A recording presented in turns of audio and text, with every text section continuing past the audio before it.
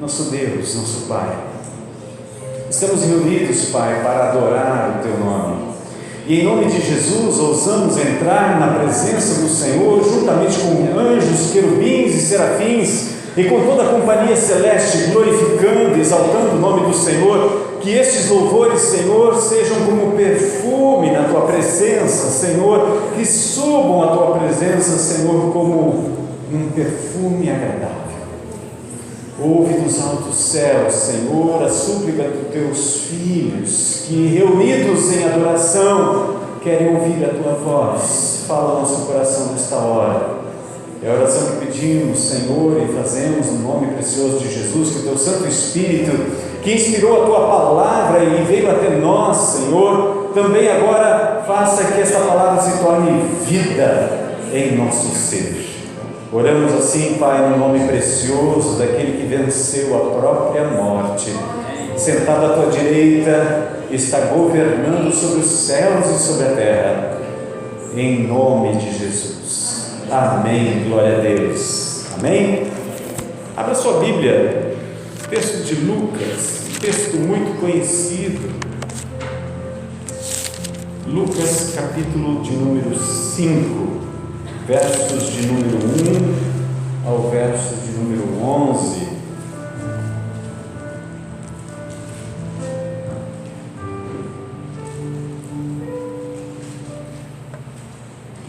Lucas capítulo 5, versos 1 a 11, diz assim a palavra do Senhor: Certa vez, às margens do lago de Genezaré, quando a multidão se comprimia junto a Jesus para ouvir a palavra de Deus, ele viu 2 barcos junto à praia do lago.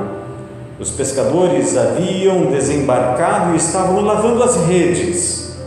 Entrando ele num dos barcos, que era o de Simão, pediu-lhe que o afastasse um pouco da terra, e sentando-se do barco ensinava as multidões. Quando acabou de falar, disse a Simão: Vai mais para dentro do lago e lançai as vossas redes para a pesca. Simão disse: Mestre, trabalhamos a noite toda e nada pescamos, mas por causa da Tua palavra lançarei as redes. Feito isso, apanharam uma grande quantidade de peixes, tantos que as redes começaram a se romper. Assinando então aos companheiros que estavam no outro barco para virem ajudá-los, eles foram e encheram ambos os barcos, tanto que quase iam a pique. Ao ver isso, Simão Pedro prostrou-se aos pés de Jesus, dizendo: Afasta-te de mim, Senhor, porque sou homem pecador. Pois com a pesca que haviam feito, a admiração tomara conta deles e de todos os que o acompanhavam, bem como de Tiago e João, filhos de Zebedeu, que eram sócios de Simão. Jesus disse a Simão: Não temas, de agora em diante serás pescador de homens. E depois de levar os barcos para a terra, eles deixaram tudo e o seguiram. Amém? Deus abençoe esta palavra no meu e no seu coração. Amém. Podem sentar. Amados, eu sei que nós passamos por muitas lutas e dificuldades. O tema de nossa meditação nesse texto é o desafio da fé. O que você faz depois de tentar 1, 2, 3, 4, 5, 6 vezes e ter uma experiência frustrada? Essa era a experiência de Pedro. Tiago e João são nominados aqui. André, irmão de Pedro, provavelmente estava nesses barcos junto com Jesus. O que fazer quando somos provados em nossa fé? Você acha que é justo Deus exigir de mim e de você algo que Ele não tenha nos dado?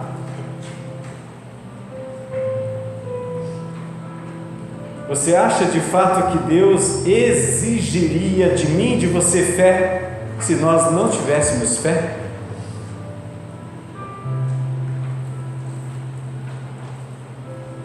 Quando Deus chama Josué,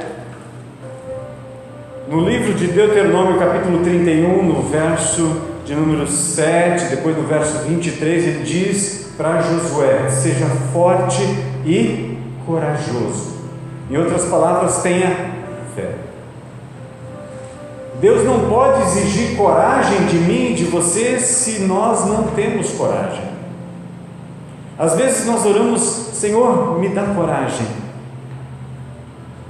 Eu sei que Deus entende a nossa oração, mas a coragem é exigida de nós. Não somos nós que exigimos de Deus para termos coragem, para Ele nos dar coragem. O que Deus diz a Pedro, Ele diz a mim e a você também: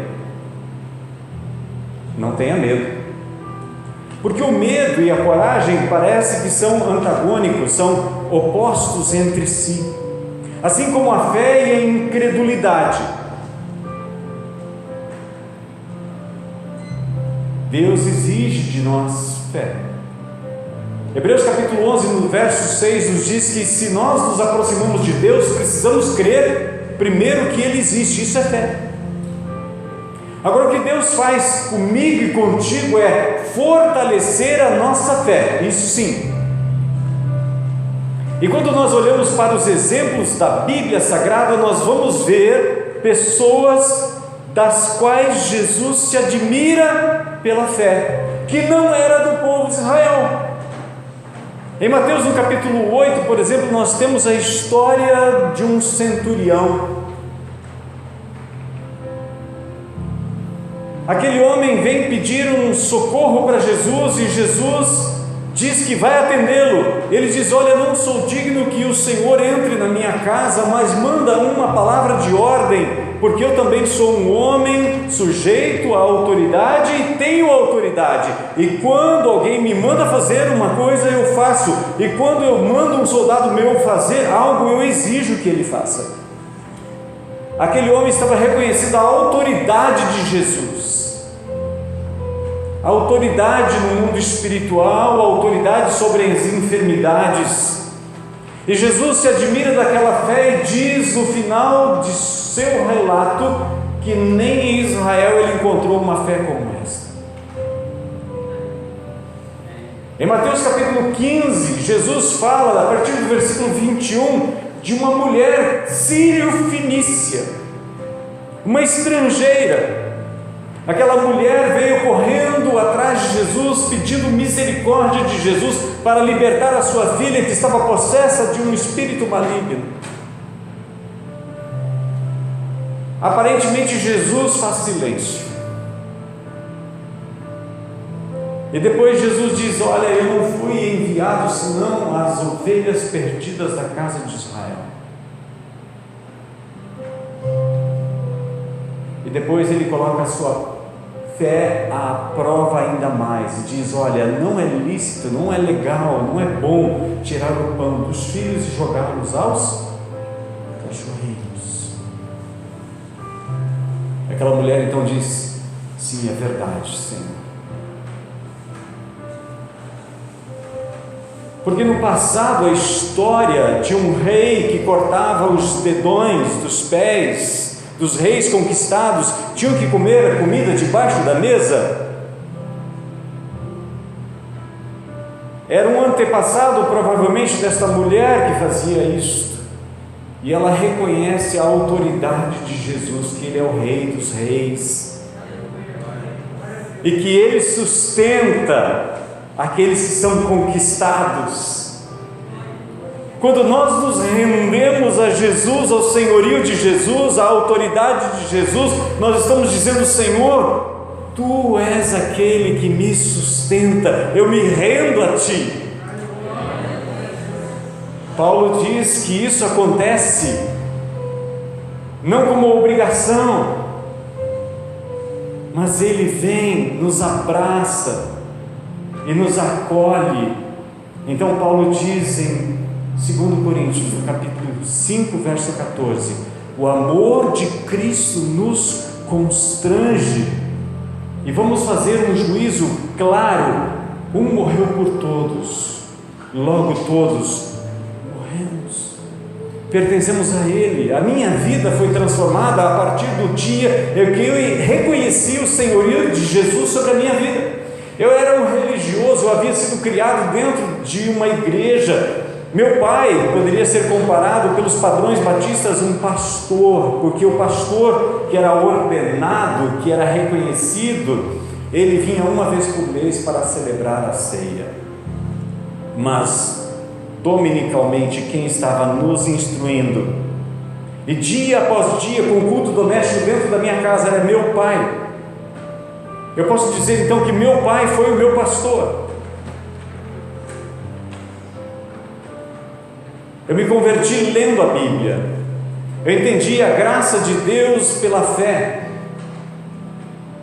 E pela fé eu tomei posse dessa graça de Deus. Mas então eu tinha Jesus somente como o meu Salvador. Eu tomei a decisão de servi-lo e disse para minha esposa: eu não quero dar os restos dos meus dias para Deus. Eu quero me entregar por inteiro. E se Deus me der vida suficiente com 65 anos, isso é daqui 10 anos, eu quero aprender a surfar ainda. Isso faz parte do meu plano de vida.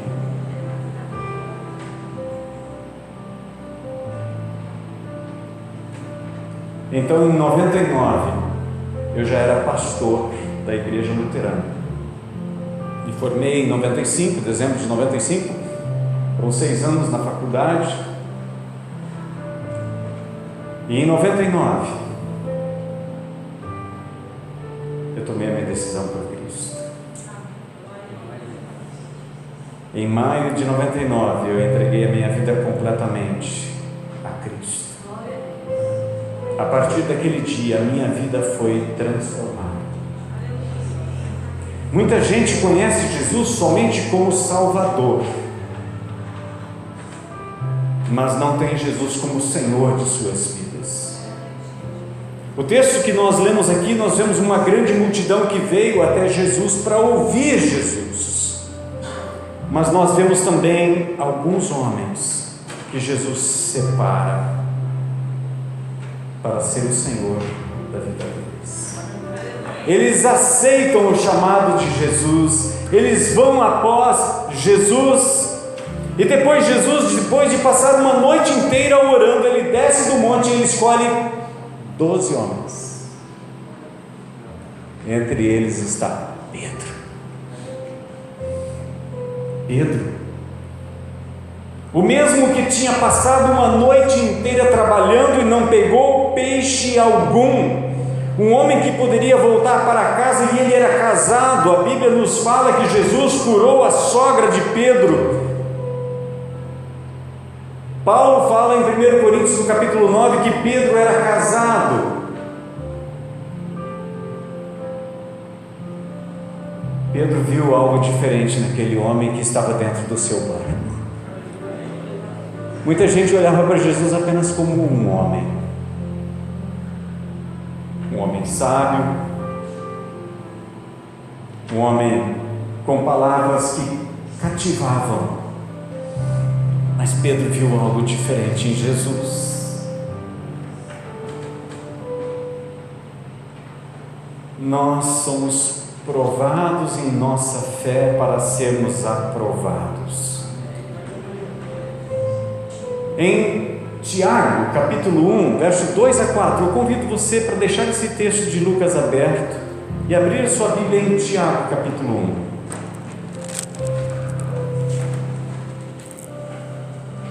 Ouça o que o irmão de Jesus escreve. Meus irmãos, considerai motivo de grande alegria o fato de passardes por várias provações, Quando a gente passa pelas provações, às vezes a gente pensa que vai sucumbir. A palavra provação e tentação desse mesmo texto são as mesmas palavras no grego. Então, como é que eu vou saber a diferença? Então, Tiago, depois ele fala assim: quando você está sendo tentado, não diga que você está sendo tentado por Deus. A ideia da palavra provação e tentação na língua portuguesa nos dá um diferencial, mas na língua grega não é assim. Por isso eu preciso de sabedoria para saber se eu estou sendo provado ou tentado. Olha o que o texto segue dizendo: sabendo que a prova da vossa fé produz perseverança. Quando Deus nos coloca a prova, é para nos aprovar e não para nos reprovar. Quando um professor coloca um aluno debaixo de uma prova, é para ele pular de fase, crescer mais, atingir conhecimento e entendimento de coisas superiores. E é isso que ele faz com Pedro. Ele diz: Pedro, não tenha medo, eu vou fazer você pular de fase. Eu vou transformar você, Pedro, num pescador de homens. Amém? E Tiago continua dizendo: a perseverança deve ter ação completa. Então, quando você enfrentar a prova, não retroceda, avance. Avance, por quê? Porque a perseverança deve ter ação perfeita, para que sejais aperfeiçoados e completos, sem vos faltar coisa alguma. Deus quer nos aprovar, Ele quer dar o canudo de aprovação, e por isso lá em Apocalipse, no capítulo 2 e capítulo 3, são 7 cartas, e em todas elas diz: ao vencedor, ao vencedor, ao vencedor, ao vencedor, ao vencedor, ao vencedor. Significa que Ele sabe que você, em Cristo, como Paulo diz em Romanos 8, é mais do que? Quando você enfrenta a prova, não é para você retroceder, é para você enfrentar a prova. Então, quando eu vou saber, como eu vou saber se eu estou sendo tentado ou provado? Verso 5: se algum de vós tem necessidade de sabedoria, peça a Deus, que a concede livremente a todos, mas peça com fé. Deus exige de mim e de você fé. Mas essa mesma fé que Ele colocou no coração de todos os seres humanos precisa crescer, se desenvolver. Pedro, na sua carta, na primeira carta, ele diz no verso 9: alcançando o fim da vossa fé, a salvação da vossa alma. E no verso 7, um pouquinho antes, ele diz: olha, a vossa fé é mais preciosa do que o ouro, mesmo quando ele é de 24 quilates. Mesmo o melhor ouro, a fé de vocês vale mais, vale muito mais. A diferença é que quando Deus prova a mim e a você, Ele quer nos fazer crescer. E quando o inimigo nos tenta, ele quer nos destruir. Então fica fácil de você perceber a prova que você está passando, ou a tentação. Não é isso que Jesus ensina na oração dominical? E não nos deixe cair em tentação, ou na tentação, não nos deixe cair.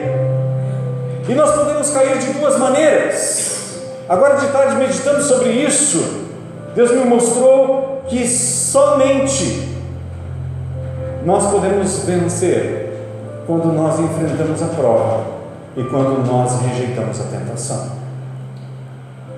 Muitas vezes nós podemos fugir da prova e termos que passar pela prova de novo, e de novo, e de novo, e mais uma vez, até sermos aprovados. Mas nós também podemos sucumbir diante da tentação. A grande questão é que Tiago nos ensina que a nossa tentação brota dentro de nossa velha natureza, O inimigo, ele nos tenta através do mundo. Nós temos 3 inimigos: Satanás, que usa o mundo e a nossa carne para nos tentar.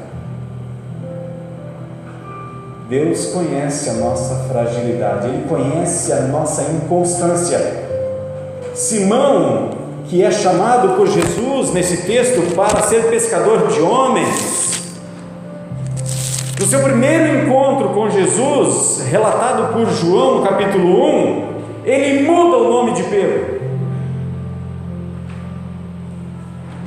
O termo Simão no original significa um arbusto no deserto que, conforme o vento sopra, ele vai para um lado, vai para o outro.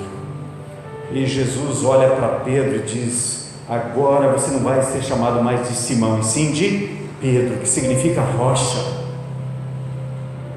porque ele precisava ter a sua fé solidificada, fortificada. Eu preciso dessa fé solidificada, fortalecida. Isaías, no capítulo 44, verso 8, ele diz que ele é a rocha, Jesus é a rocha. Jesus disse: olha, eu não conheço nenhuma outra rocha. Ele é o único lugar onde você pode firmar a sua fé com confiança. E é isso que Pedro faz naquele dia, dentro daquele lago, onde ele estava lavando as suas redes, frustrado por não poder levar um vivo peixe ou morto para a sua casa. E não era só ele, tinha sócios. Mais gente dependia daquela profissão. Amém? Gostaria de falar sobre 3 lições que eu aprendo nesse texto e com Pedro. Fé para recomeçar.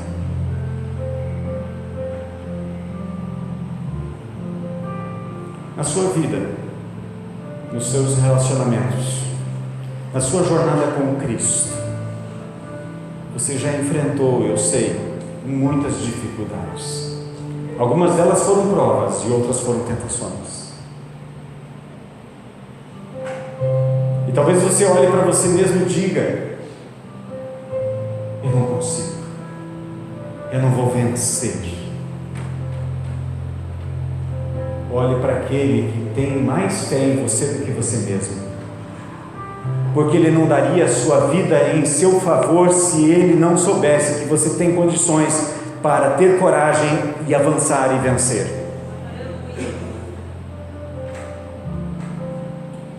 Então tenha coragem para recomeçar, tenha fé para levantar de novo. Não é quantas vezes nós caímos, mas é quantas vezes nós nos levantamos, é que determinam quem nós somos e do que nós somos feitos. É pela fé que nós vamos vencer, não é pelas obras, é pela fé. É por isso que Deus estabeleceu o princípio pelo qual Ele nos salva, é a graça, e a única forma que você se agarra a essa graça, gratuita, um favor que nós não merecemos, é algo que Deus exige de mim e de você: fé. Em lugar de colocar a fé em Jesus, muita gente que nos cerca coloca a fé em objetos, em ídolos. Mas nós sabemos onde nós vamos construir a nossa fé. É sobre a rocha, é sobre Jesus. Ele é o local onde nós devemos depositar a nossa fé com confiança. Quais são as suas frustrações? Você precisa de fé para recomeçar. Não permita que o seu coração seja endurecido. Quando Jesus chega na beira daquele lago, mais barcos estavam ali. E porque Jesus pede para Pedro, Jesus conhecia o coração de Pedro. Pedro não permitiu que a frustração daquela pesca impedisse ele de servir. Aliás, Pedro estava sempre pronto. Deus está procurando homens e mulheres que estejam prontos para servir. Não foi Isaías que se ofereceu, é Deus que estava falando: a quem enviaremos? Ele ouve e diz: Senhor, eis-me aqui, envia-me. Ele não disse: eu vou. Ele se submeteu à autoridade de Deus e pediu: envia-me.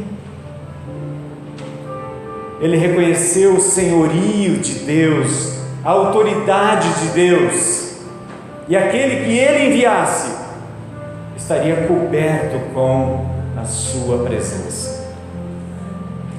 Como quando Moisés foi para libertar o povo da opressão que acontecia ao povo de Israel no Egito, Deus fez uma promessa: eu estarei contigo. Jesus disse: eis que estou convosco todos os dias.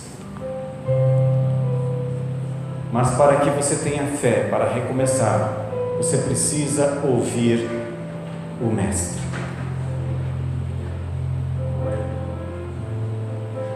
Pedro, sentado dentro daquele barco, ele não podia estar em outro lugar, e num lugar melhor, estava ouvindo o Senhor da vida.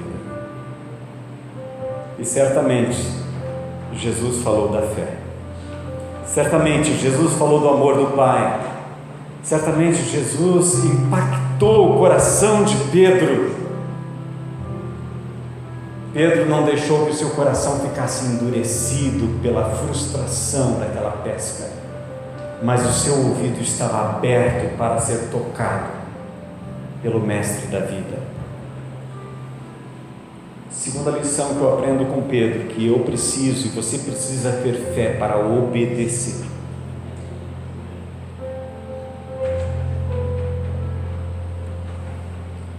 Pedro argumenta com Jesus: nós pescamos a noite inteira, de noite que se lança redes. Quem já pescou aqui sabe disso. Não é de dia, é de noite, e normalmente no lugar raso, onde os peixes não têm como passar por baixo, eles acabam presos na rede. E Jesus diz: vamos por fundo, de dia. Pedro não questiona a autoridade de Jesus, ele argumenta apenas: trabalhamos a noite inteira, mas pela fé ele diz: debaixo da tua palavra. Porque Pedro ouviu Jesus falar sobre fé, Pedro ouviu Jesus falar sobre os exemplos que aconteceram. Por exemplo, com aquela mulher que vai e conversa com Eliseu. Eliseu diz: olha, pega vasilhas e não poucas, entra na tua casa, fecha a porta e derrama aquele azeite que você tem. E assim o azeite foi se multiplicando, até que todas as vasilhas estavam cheias, a tal ponto que ela pagou a dívida toda. Ela não precisou mais ser escrava, e nem os seus filhos não foram vendidos como escravos. Ela pôde pagar a sua dívida, e com o restante do óleo ela tinha condições para alimentar os seus filhos. Quando Deus faz a obra, Ele faz infinitamente mais. Pedro passou a noite inteira pescando, não pescou um peixe, mas de repente, numa rede apenas, vem tanto peixe que os dois barcos quase vão a pique, quase afundam. As redes estavam se rompendo. Precisamos fé para recomeçar, mas precisamos fé para obedecer também. Crer sem obedecer é fé intelectual. Muita gente sabe muita coisa, mas não faz nada. Crer sem obedecer é apenas fé intelectual. Fica apenas aqui e erra por 45 centímetros, não desce até aqui e não vem para as mãos, para a ação.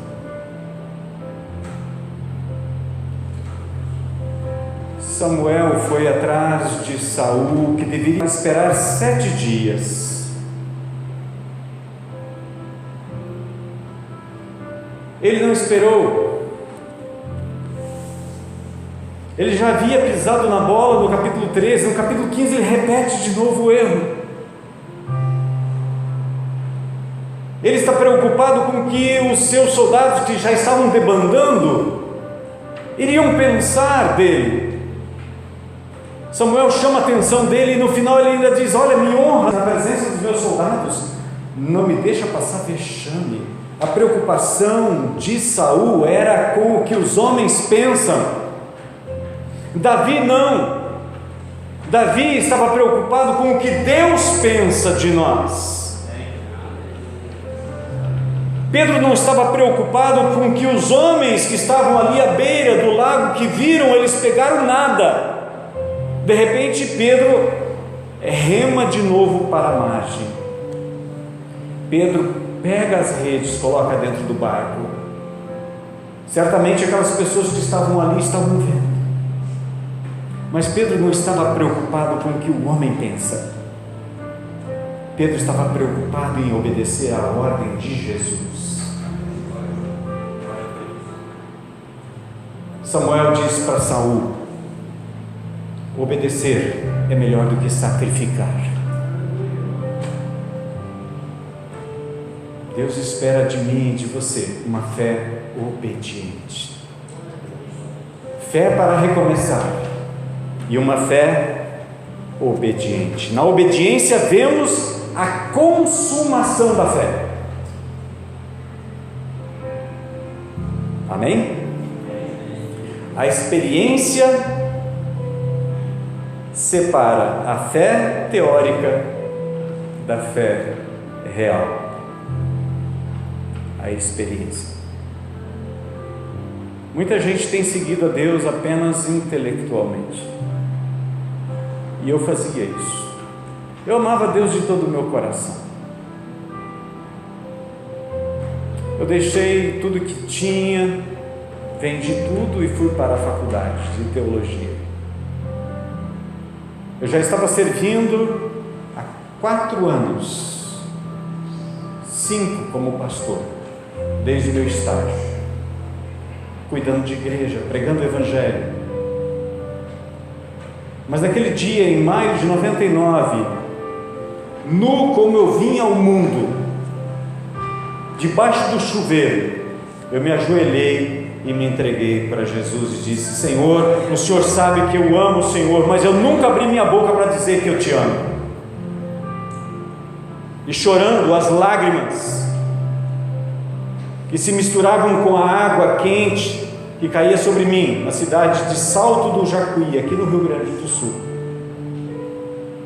eu me entreguei completamente ao senhorio de Jesus. A partir dali, minha vida foi mudada. Precisamos obedecer, não somente crer intelectualmente, precisamos fé para recomeçar. E eu recomecei, pela graça de Deus. Precisamos fé para obedecer, e eu obedeci. No ministério que eu estava, não poderia continuar porque eu queria ser batizado nas águas, e lá não tinha batismo nas águas. Por 8 anos eu pastoreei a igreja luterana, batizando um monte de crianças. Os últimos 2 anos, então, depois da minha decisão por Cristo, eu explicava para as pessoas: olha, isso aqui não passa de uma apresentação. A decisão precisa ser tomada por essa criança, e vocês são responsáveis para pregar o Evangelho do Senhor Jesus a essas crianças, até que elas tomem a decisão por si. Amém? Eu não sei porque eu estou dando o meu testemunho aqui, talvez alguém precisa ouvir isso. Você precisa confiar. Você precisa confiar em Jesus. Eu lutei muito comigo mesmo. E como Martinho Lutero escrevia na mesa de estudo dele, sou batizado, eu dizia para mim mesmo: mas eu sou batizado, fui batizado no dia 8 de agosto de 1965. Nasci no dia 9 de julho, tinha 30 dias de nascimento. Até que eu entendi que a fé,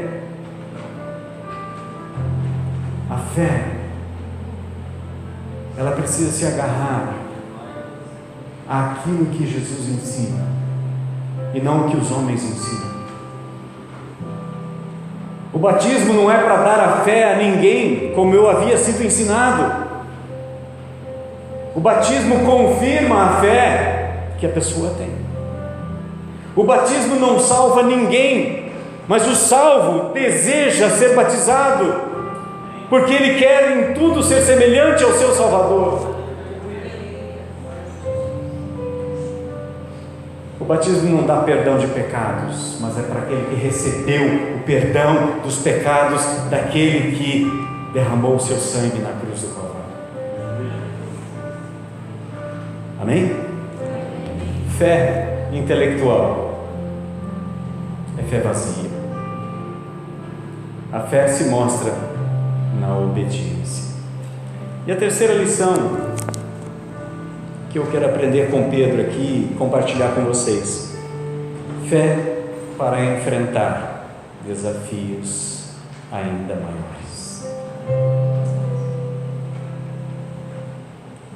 Não é que Deus não se contente com a sua fé, é que Ele ama tanto você que Ele quer fortalecer a sua fé para que você caminhe mais, voe como as águias, não seja lançado de um lado para o outro como uma folha seca, mas que a sua fé seja tão sólida e firme como uma rocha.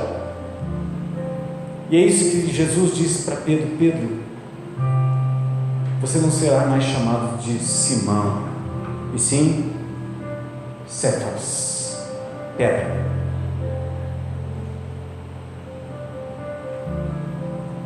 Pedro é um exemplo para mim e para você. Não tenha medo, creia somente, confie. Seguir Jesus é participar de suas maravilhas. Pedro começou a andar com Jesus, ele começou a ver as maravilhas que Jesus fazia: leprosos curados, cegos que passaram a ver, mortos que ressuscitaram, pão que se multiplicou. Tinha mais pão no final do que no início. Com Pedro, aprendo a deixar o meu barco à beira do lago, porque Pedro agora estava andando com alguém que não precisa do barco, porque ele tem poder para andar sobre as águas.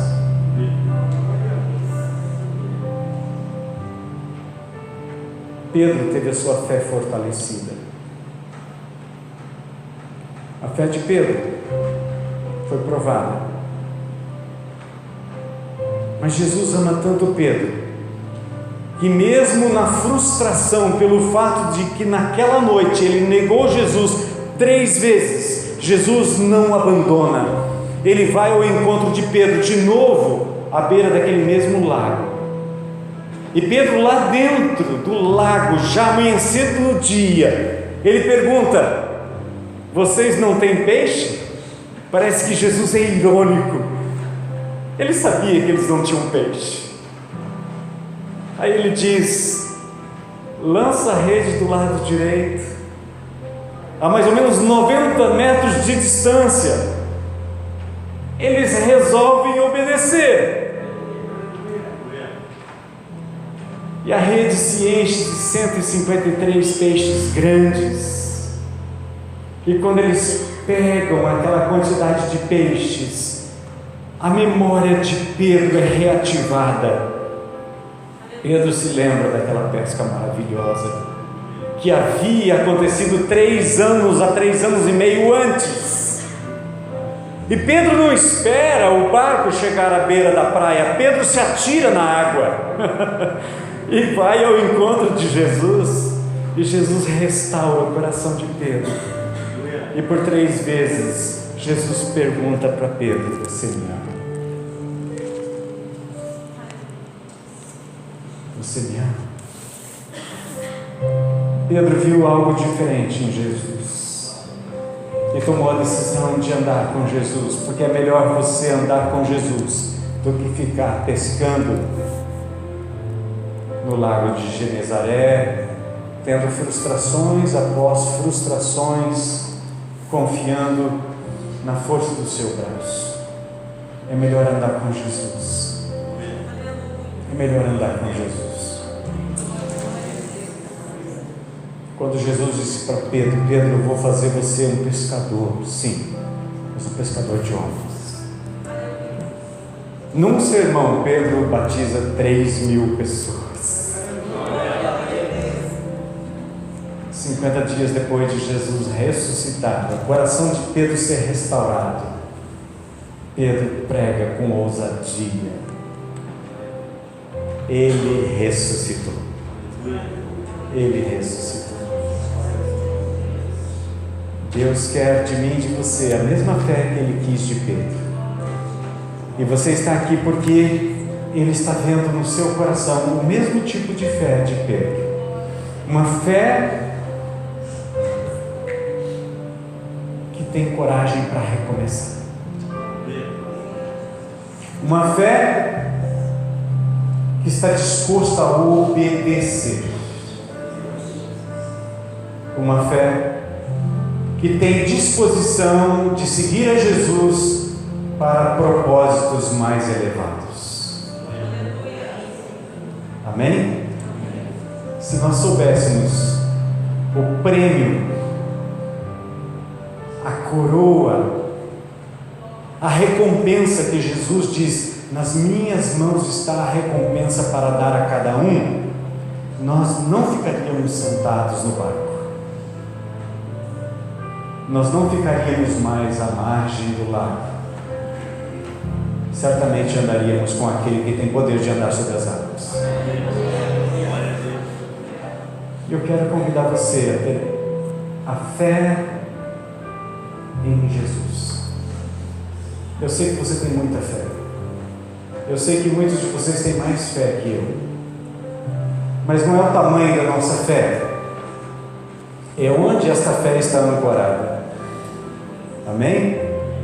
Então eu vim para dizer para você hoje: se você ancorar a sua fé em Jesus, se você amparar a sua fé em Jesus, se você depositar a sua fé em Jesus, Ele vai te conduzir a lugares muito mais elevados. Coloque-se de pé, vamos orar. Querido Jesus,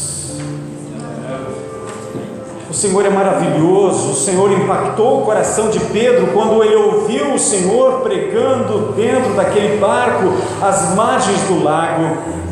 Mas o Senhor impactou mais o seu coração quando o Senhor fez aquele milagre e Pedro ficou impressionado com o teu poder. Mas o Senhor tinha algo reservado superior a isso.